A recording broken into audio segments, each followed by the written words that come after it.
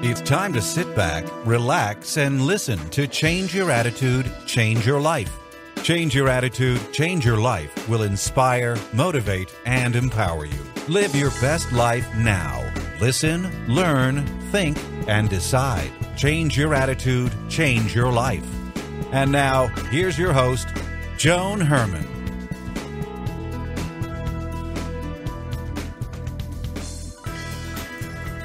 Welcome to Change Your Attitude, Change Your Life.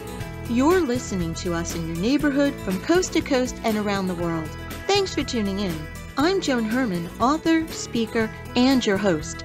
Change Your Attitude, Change Your Life brings you interviews with some of the most inspirational and influential people in the world. It's our goal to educate and empower you so you can live your best life now. Thank you for taking time for yourself, and thank you for letting us be a part of your life.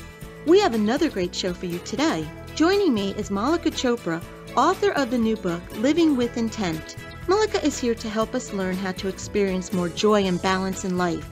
She is an author, speaker, and founder of Intent.com. Welcome, Mallika. Thank you so much for joining us today. Thank you. Thank you for having me. Mallika, what you experienced in life, those feelings of trying to please everyone and in reality pleasing no one and certainly not pleasing yourself, that's something that so many of us, women in particular, experience. I know I did. I had a realization that something in my life needed to change, and that was truly the turning point for me. That is the time that everything I have done, this work, is the result of that change. So what was your life like when you said, enough, something needs to change? So, I grew up in an environment where I learned how to meditate when I was very young. And so I've actually had some great practices and tools in my life. But I did find myself 2 to 3 years ago, I have a book called Living with Intent, My Somewhat Messy Journey to Purpose, Peace, and Joy. And I stress the messy because I think all of us sometimes kind of feel like we're on the path and we have it together, and then we kind of get off the path.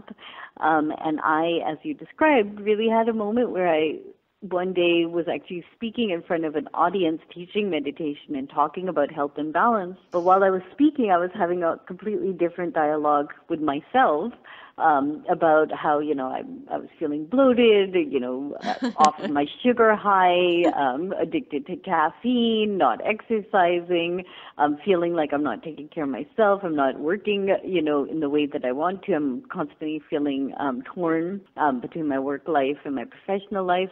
And so I really had this kind of moment which was like, okay, I got to do something and, make a shift. And it was really, I talk about intent. So it was setting that intent to figure out what that means. And then embarked on kind of a really journey to recommit to practices that I have had throughout my life that have been very healthy and helpful. And at the same time, be more self-forgiving and let go of the guilt.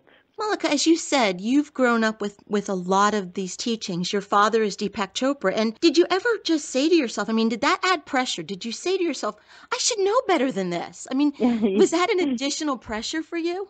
It's so funny because I guess I don't know any other way. So one of my intents when I wrote my book was to be really honest and authentic about who I am, because I think what comes with a Chopra, being a Chopra, is this assumption that, we meditate, do yoga, eat vegan, and lead this great lifestyle. And the reality is, I do meditate, but I'm an irregular meditator. I really don't like practicing yoga. I'm not vegetarian. And so I think there's kind of the mythology that comes with, say, my name, but then the reality that I, like everyone else, am trying to, be a good mom, be a good wife and daughter and friend, try to figure out, my work and that balance, and have the same kind of stresses and anxieties as everyone else. Now, you mentioned that in the title of your book, it talks about your messy journey. And I think sometimes people think this light bulb goes on and it's like, poof, everything changes. And it's really not like that. And particularly, I know from my own life experience, I was in a marriage for 23 years and I had lost myself. I was struggling to reclaim who I was. I was a shell of a human being. And in the struggle to try to figure out who I was and reclaim my identity, my husband, whom I had supported for 23 years through everything, he didn't like that I was changing and he chose not to support me. So my change had a heavy price tag. So what about you? When you were transitioning, what was it like for you? So, I think for me, it was very much a focus on, one, just taking more responsibility for my health. I realized that in that journey, and you described not getting the support, for me it was very much also seeking support from my friends and my family, and sometimes, we need to go out and find support from other people, but I also think it's important to ask for help. And sometimes, you may get that help from unexpected places, and that too is part of the journey. And also being really truthful and authentic about what you want. When I was young, my dad used to guide my brother and I in a meditation where afterwards he'd ask us questions, or we'd ask, who am I? What do I want? And how can I serve? And those became questions that we asked every day. And I think it's really important in life to keep asking those questions because, one, we change over time, and we do forget, like you described, sometimes, who am I? Like we have to keep asking those questions and then thinking about how can we serve not just ourselves but the rest of the world in an authentic way, in a truthful way. Your new book is called Living with Intent.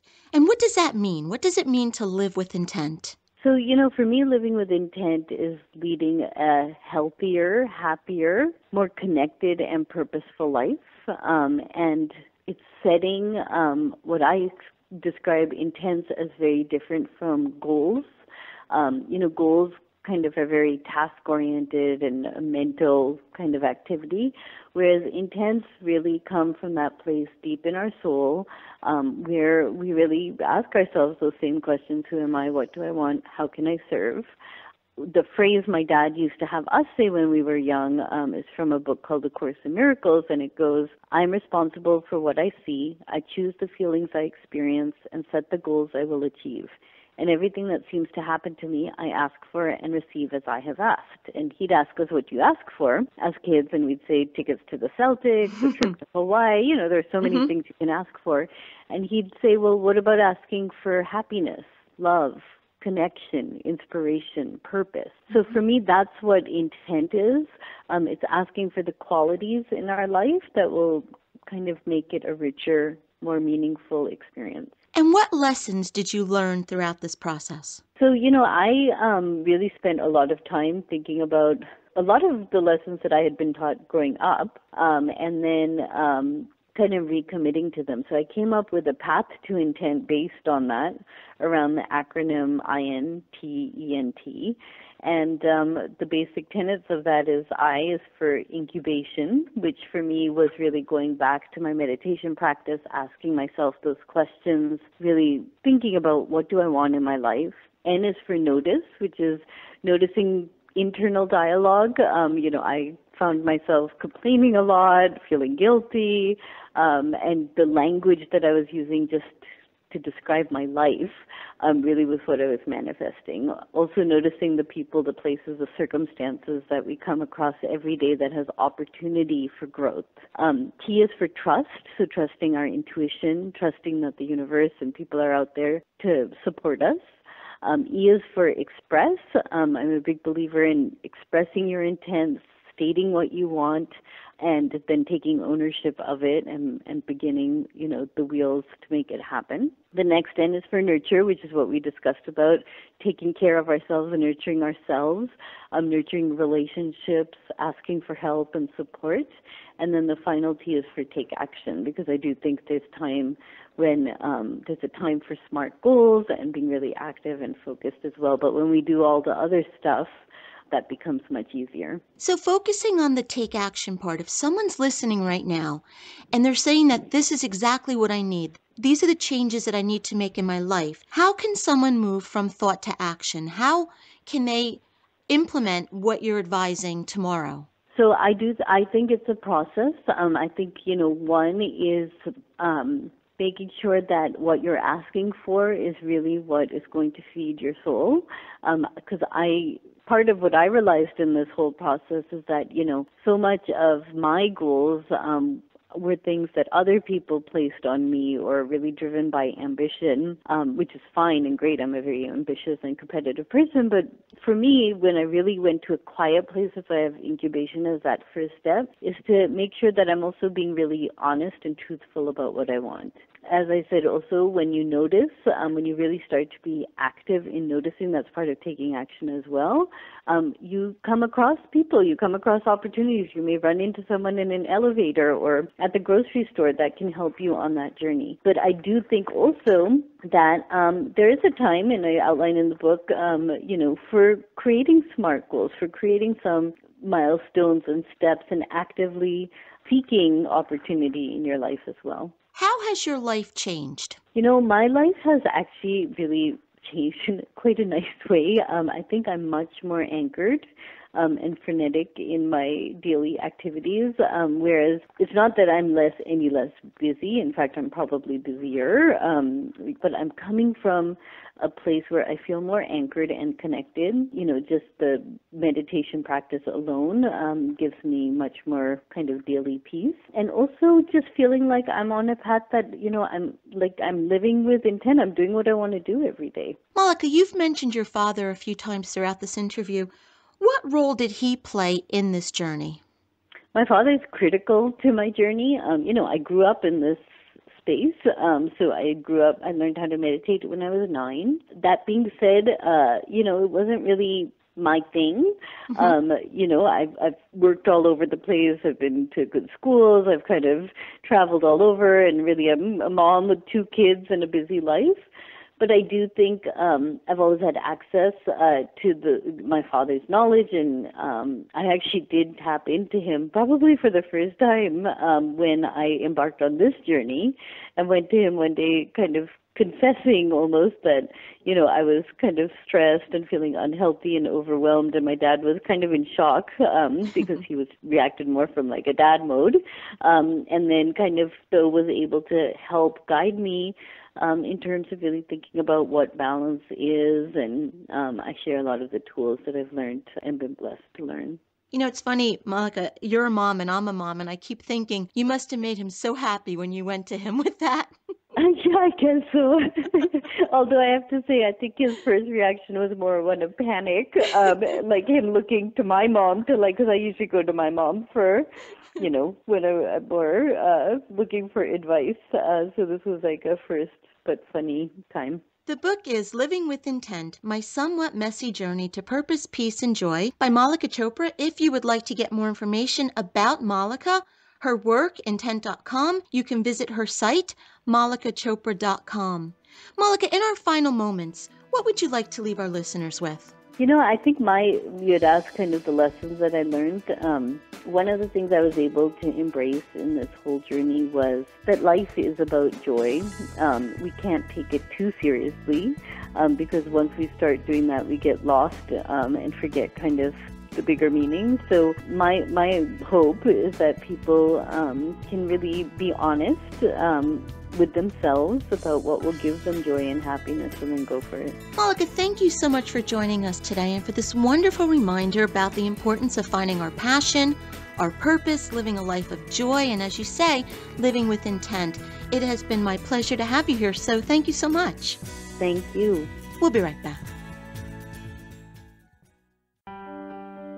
Hi, this is Joan Herman, host of Change Your Attitude, Change Your Life. Did you know that Change Your Attitude, Change Your Life has a free monthly digital magazine that can be read online or emailed to your inbox? Every month, nationally recognized leaders in their field provide information to educate, inspire, and motivate you. We believe in a holistic approach to life, incorporating mind, body, and spirit. Check out a copy of Change Your Attitude, Change Your Life 24/7.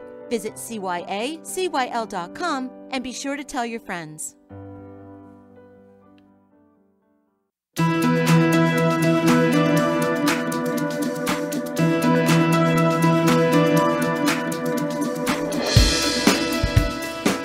Thank you for for joining us today. We hope you found the show informative. At Change Your Attitude, Change Your Life, we believe that knowledge is power. Take what you've learned, apply it, and live your best life now. Remember that the information provided are the opinions of our guests and should never replace the advice of a professional who knows your personal situation. If you'd like more information, visit our website, cyacyl.com. That stands for Change Your Attitude, Change Your Life. While on the site, listen to past shows on demand, read the digital magazine, and be sure to follow the show on Facebook and Twitter. Until next time, this is Joan Herman. Thanks for tuning in.